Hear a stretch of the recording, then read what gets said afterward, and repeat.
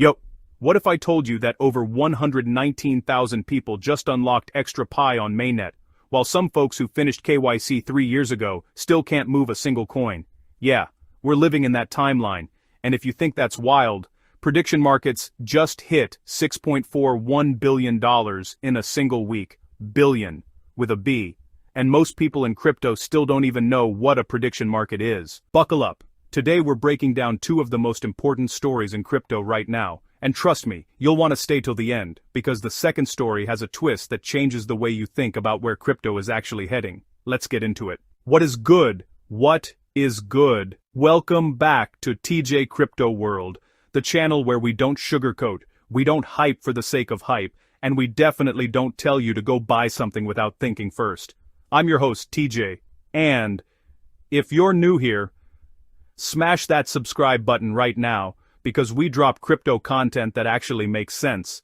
No fluff, no filler, just the real stuff. Alright, today we've got two big stories on the table. First up, Pi Network's second migration rollout and why it has the community feeling both excited and frustrated at the same time. Then we're jumping into prediction markets and why $6.41 billion in weekly volume is a signal you shouldn't be sleeping on. Let's ride. Here's what you need to know before we dive in. Pi Network's second migration sounds like great news on the surface, and it is, but there's a catch buried inside that a lot of pioneers are missing. And some people in the community, they are heated, like 3 years of their life down the drain heated. And on the prediction market side, we've got two platforms that are basically eating the whole space alive, but the reason why they're winning tells you everything about where regulated crypto and decentralized crypto are both headed simultaneously. Stay with me, it's about to get interesting. So, here's the deal. Since Pi Day 2026, Pi Network has been rolling out what they're calling the second mainnet migration. This isn't for new users, this is for pioneers. That's what Pi calls its users, who already moved their Pi to mainnet once and now have additional rewards sitting on the table. We're talking referral bonuses, extra mining rewards, the stuff that stacked up over time while you were grinding. And according to Pi's official announcement, more than 119,000 pioneers have already completed this second migration. That's not a small number, that's a real community moving real assets. But here's where it gets spicy. Referral bonuses, the Pi you earned from inviting people into the network, those aren't just yours to move whenever you want. There's a condition attached. Every member of your referral team needs to complete KYC verification before those bonuses become transferable. No KYC from your team? The bonus stays locked. So right now, across the Pi ecosystem, you've got thousands of pioneers hunting down their referral teams, sliding into DMs, sending voice notes begging people to finish KYC, all because it directly affects how much Pi they can actually move. And the math isn't simple either, because every user has different mining sessions and different referral activity. The system has to manually calculate balances before approving any transfer. That's exactly why the rollout is gradual. Pi needs to verify that every reward is accurate before it moves, which, honestly, that's the responsible approach, but it does mean patience is required. Now here's something important that Pi Network made crystal clear. Second migrations do not slow down first migrations. If you haven't done your first migration yet, you're still the priority. Pi's team has set it up so both processes run in parallel.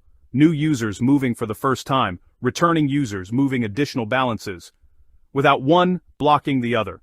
That's a smart design. And it matters because Pi still has tens of millions of users waiting to complete their first migration.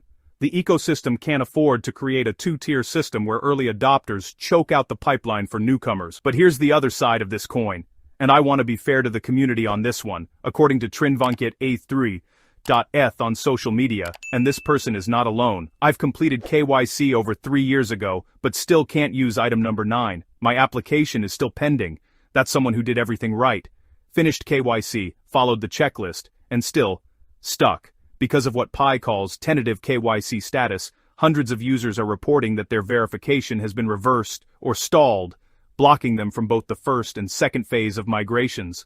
That's a real trust problem, and Pi Network needs to address it directly, not with a blog post but with actual resolution timelines and transparency, because if millions of users feel like the verification system is a black hole, the excitement around second migration starts to feel like a distraction. One last thing on Pi. Before any migration happens, users need to enable two-factor authentication on their Pi wallet. That's non-negotiable. And listen, I know two-factor authentication can feel like extra steps, but on a blockchain, transactions are irreversible. If your Pi moves to the wrong wallet, there is no customer service hotline. There is no undo. So yes, link your email, turn on two-factor authentication, double-check your wallet address. Do it before you touch that migration button. Real quick, if this breakdown is hitting different, do me a favor and smash that like button right now. It takes literally 1 second and it tells YouTube that this content is worth pushing to more people.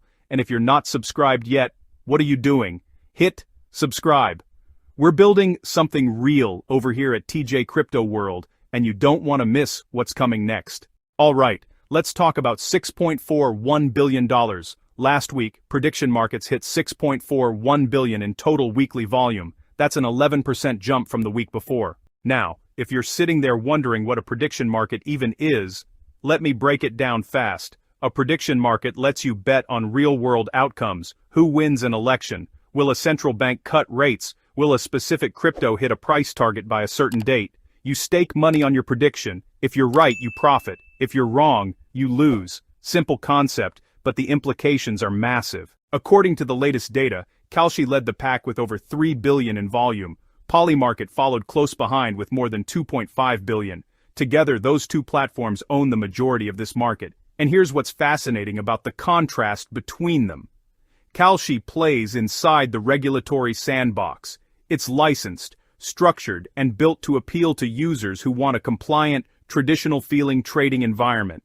Think of it as the suit-and-tie prediction market. Polymarket, on the other hand, runs on blockchain infrastructure. It's decentralized, globally accessible, and doesn't require you to go through traditional financial gatekeepers. That's the hoodie and sneakers version. It's ancient mites and State Street. Aberdime.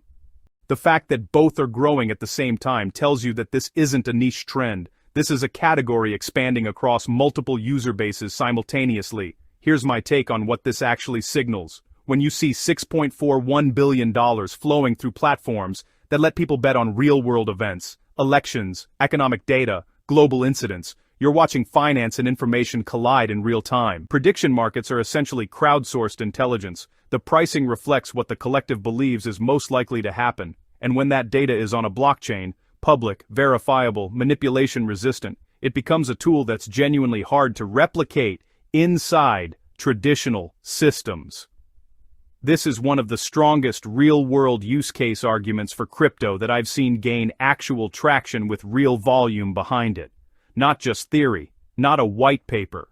Billions of dollars in weekly activity. The space will keep growing as long as major global events, elections, policy changes, market shocks, keep driving people to seek platforms where they can express and monetize their views.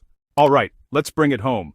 2 stories today, 2 very different vibes. Pi Network is playing the long game. Gradual, careful, security first, but that patience is starting to wear thin for users who've been waiting years for verification that still hasn't cleared. And prediction markets? They just quietly crossed $6.41 billion in a week while the rest of crypto was looking somewhere else. Both of these spaces are worth watching closely. And you already know. Tuwidabode. Tubun sa babay sumaras. Right here watching with you. One last time. This is not financial advice. Do your own research. Understand what you're getting into before you move any assets. If you made it to the end of this video, you're exactly the kind of person this channel is built for. So hit that like button, smash subscribe, and go check out the other videos on this channel. I've got content that goes even deeper on Pi Network, prediction markets, and the moves that are actually shaping where crypto lands in 2026. I appreciate every single one of you for rocking with TJ Crypto World. Stay sharp, stay curious, and I'll see you in the next one. Peace.